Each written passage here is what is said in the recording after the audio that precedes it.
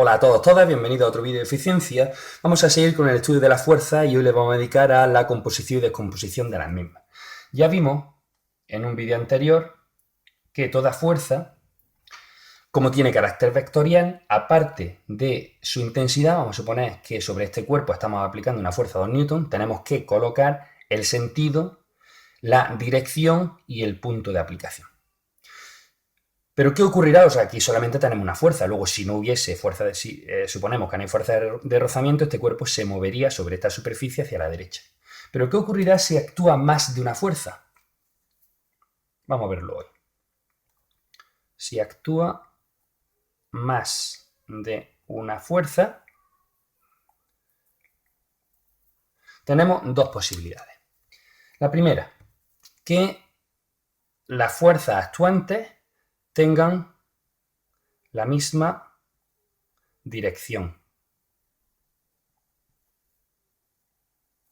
Entonces, en este caso, si nosotros suponemos este cuerpo de antes y aplicamos una fuerza, como hemos comentado, de 2 newtons, si aplicamos otra que tenga 4 newtons, vamos a suponer que esto es la fuerza 1 y que esto es la fuerza 2.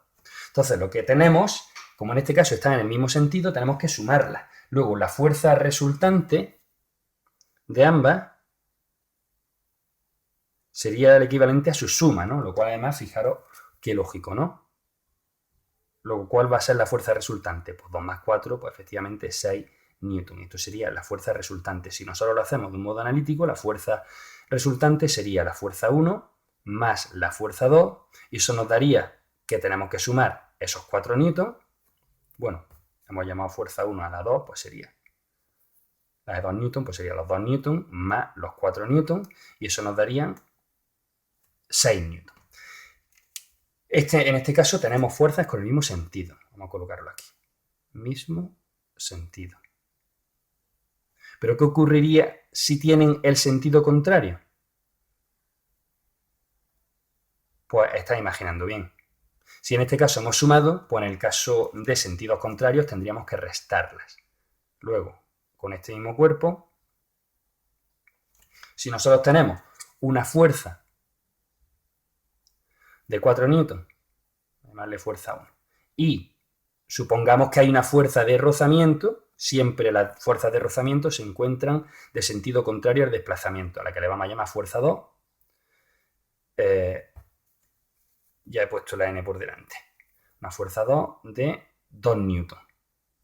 Pues entonces lo que tenemos que hacer es sumarla. Es como si estuviese tirando uno para acá y otro en sentido contrario, ¿no? Luego al final se suman, en este caso se restarían porque este tiene un signo negativo, nos podemos imaginar con un signo negativo. Y como resultado tendríamos una única fuerza con el sentido de la más grande, que sería la fuerza resultante, que sería igual a los 2 newtons. De nuevo, lo que he dicho antes, lo que he comentado antes. Esto sería igual a fuerza 1 más la fuerza 2, que esto sería igual a 4 newtons, más menos 2, porque tiene sentido contrario a la primera. Más menos es menos, 4 menos 2, pues 2 newtons. Y ahí tenemos la fuerza resultante. Como veis, esto ahora es fácil. Pero ¿qué ocurre si en vez de tener la misma dirección, tenemos fuerzas con diferente dirección? Pues hay dos métodos. Uno totalmente gráfico, que es el método del polígono. Vamos a ver ahora mismo en qué consiste. El método del polígono consiste en, si nosotros tenemos varias fuerzas con un mismo punto de aplicación. Vamos a llamarle a esta fuerza 1, fuerza 2 y vamos a ponerla así para abajo, fuerza 3.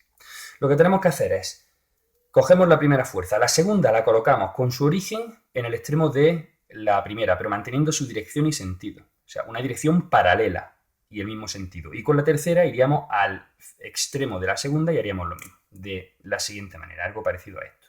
Esto sería la fuerza 2, trasladada aquí, y esto sería la fuerza 3, como veis, paralela. Y también, claro, con la misma intensidad. Esto sería la fuerza 3. Luego, la fuerza resultante va a ser aquella que resulta, valga la redundancia, de la unión del origen de aplicación de esas fuerzas, de esas tres fuerzas, y el extremo en el que termina esa fuerza 3. Luego, esto sería la fuerza resultante. Hay otro método con el cual se trabaja con triángulos y podemos también resolverlo de un modo analítico, además de gráfico, que es la regla del paralelogramo. Y sirve para pares de fuerzas. Pero siempre podemos ir cogiendo primero dos, calcularle su resultante y luego otras dos, ¿no? Regla del paralelogramo. Para poder hacerlo de un modo analítico, ¿no? Como digo. Esta regla del paralelogramo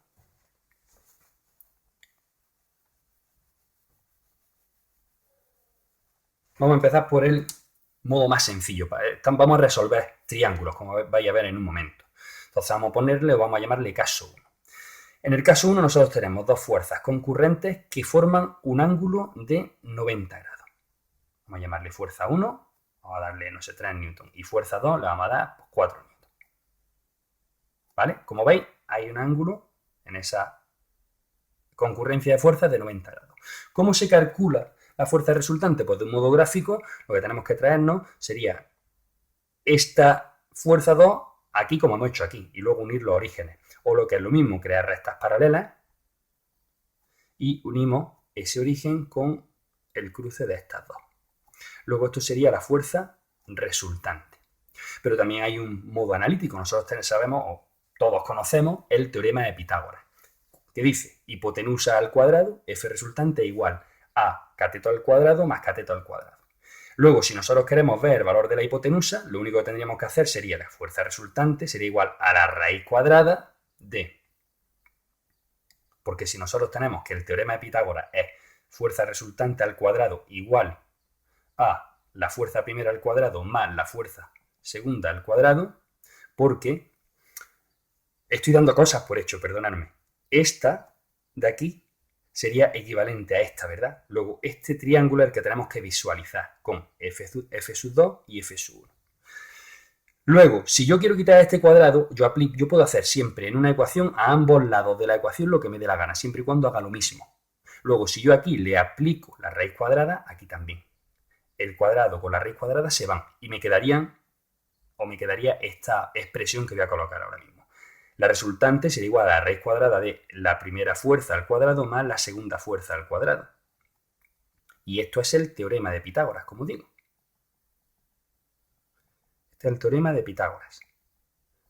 Pues ya lo tenemos. Si yo aplico esto a este caso en concreto, tendríamos que la fuerza resultante sería igual a la raíz cuadrada de 3 al cuadrado, cateto al cuadrado, más 4 al cuadrado. 3 al cuadrado, 9, 4 al cuadrado, 16, 9 más 16, 25, raíz cuadrada de 25. Uy, lo pongo directamente. 5, para que luego me quepa aquí el 5, ¿qué? Newton, porque estamos hablando de Newton, ¿no? Luego me tiene que caber, como digo, el siguiente caso. Vale, ¿por qué el siguiente caso? Bueno, pues porque el teorema de Pitágoras no es más que un caso particular de un teorema más amplio y se llama el teorema del coseno, porque claro, en este caso forma un ángulo de 90 grados, pero ¿qué ocurre si nosotros tenemos dos fuerzas que forman cualquier otro ángulo que no sea 90? Pues también se puede resolver. Si nosotros tenemos que esta es la fuerza 1, esta es la fuerza 2, estos son los 3 newton y estos son los 4 newton de antes, ponerlo aquí, nosotros haciendo lo mismo podemos resolverlo. Luego ahora lo que tendríamos que hacer sería nuestro paralelogramo, fuerza resultante. Esto es en modo gráfico, ¿no? Vale, esto vamos a suponer que forma un ángulo de 60 grados. Vale, pues el teorema del coseno, que bueno, pues tiene su explicación teórica, pero yo me remito aquí simplemente a colocaros el teorema, ¿no? Dice que este sería, por cierto, el ángulo que estarían formando estas fuerzas aquí, ¿vale? Y este ángulo es alfa. Y ese ángulo lo podemos saber fácilmente. ¿Por qué? Pues porque sabemos este de aquí, que sería este de aquí, este sabemos que son 60, y sabemos que esta línea es una línea simplemente, bueno, pues tenemos que este ángulo sería en 180, 360 sería la circunferencia completa, luego la mitad de una circunferencia, 180. Luego, 180 menos 60, pues tendríamos 120, ¿no? Luego sabemos que alfa sería 120. Bueno, pues una vez dicho eso, vamos a volver a nuestro teorema del coseno. El teorema del coseno dice que la fuerza resultante, es decir, esta, la hipotenusa, es igual a la raíz cuadrada, el origen es el mismo, la hipotenusa al cuadrado es igual a la raíz cuadrada, a la fuerza resultante 1 al cuadrado, todo lo que voy a decir aquí al cuadrado, ¿vale? Lo que pasa es que he hecho lo mismo que aquí, yo le he aplicado a este cuadrado la raíz cuadrada, de modo que al final me queda esta expresión, ¿no? Luego, tendríamos un cateto al cuadrado más el siguiente cateto al cuadrado menos 2 veces el primer cateto, que sería F1, por el segundo cateto, F2, por coseno de alfa. Este de aquí, que nosotros sabemos el ángulo. Claro, ahora sí os podéis ver que este es un caso particular, porque el coseno de alfa sería el coseno de 90, que estaría aquí, y el coseno de 90 es 0. Luego, entonces, todo este miembro se nos va cuando el coseno de 90 es 0, ¿no? Pero en este caso en particular, nosotros lo que tendríamos sería lo siguiente. Entonces, el teorema, vamos a resolverlo. Del coseno. ¿Qué tendríamos? Bueno, pues que la fuerza resultante sería igual a la raíz cuadrada de 3 al cuadrado, 9, más 4 al cuadrado, 16, menos 2 que multiplica a 3 newton, 4 newton estamos hablando todo el rato, ¿no? Por 4 por coseno de ¿cuánto? De 120 hemos dicho antes, que serían esos 180 menos los 60. Entonces eso nos daría ese alfa. Esto, ¿qué sería igual? Bueno, pues yo he hecho mis cálculos aquí ya y tendríamos eso, 9, 16 menos 2 por 3 por 4 serían 12 por coseno de 120, que es menos 0,5. Eso nos daría igual a 37. La raíz cuadrada de 37, 6,08 newton. Vale, pues eso sería esa fuerza resultante. Entonces, como veis, tenemos posibilidad de hacerlo incluso de un modo analítico. Y esto es muy útil, esta descomposición, lo mismo que nosotros tenemos una composición de fuerzas que nos viene muy bien, pues esta misma teoría nos viene o es muy útil para descomponer fuerzas. Entonces, para la descomposición de fuerzas, decía, a partir de una, obtener la restante. En vez de a partir de 2 obtener una fuerza resultante, sería a partir de una fuerza, vamos a llamarla resultante, obtener sus dos componentes, ¿no? La descomposición de fuerzas, por tanto,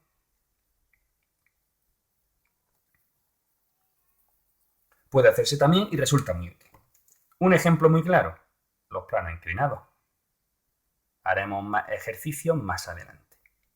Pero un plano inclinado no es más que una rampa por el cual se desplaza un cuerpo y ese cuerpo que va a descender lo hace gracias o en virtud de ¿qué? Su peso. Tenemos aquí su fuerza, peso, que vamos a suponer que es de 30 newton. Recordad que el peso no se mide en kilos, sino en newton. Es una fuerza, no es masa. Vale, pues esa fuerza-peso nosotros podemos suponerla constituida de dos siguiendo la regla del paralelogramo, ¿verdad? Entonces, nosotros colocamos aquí su origen, entonces vamos a hacer una descomposición. Entonces, para esa descomposición, nosotros vamos a hacer esto. ¿Vale? Estamos tomando que una de esas fuerzas va a ser paralela a la superficie y otra va a ser perpendicular a la superficie.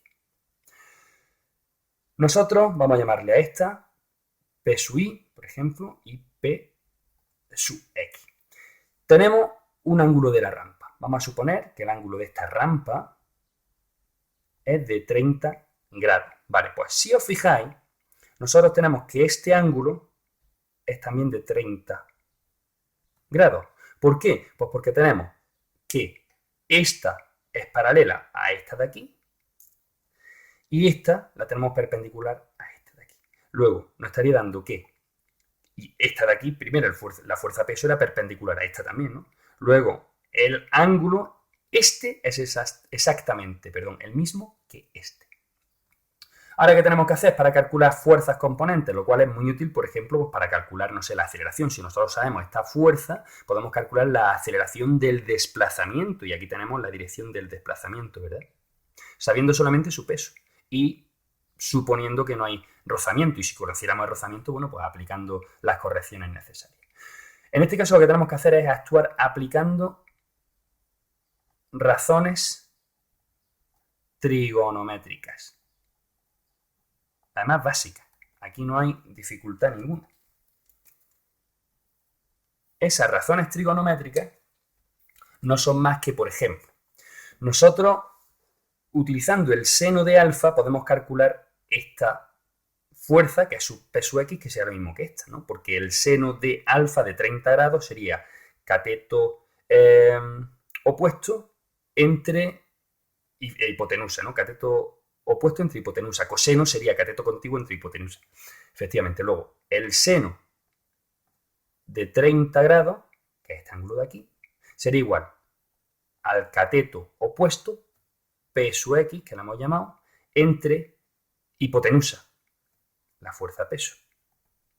La fuerza peso nosotros la conocemos y el seno de 30, pues nada más que coger la calculadora y aplicar. Luego, si despejamos P sub X, sería igual a seno de 30 por fuerza peso.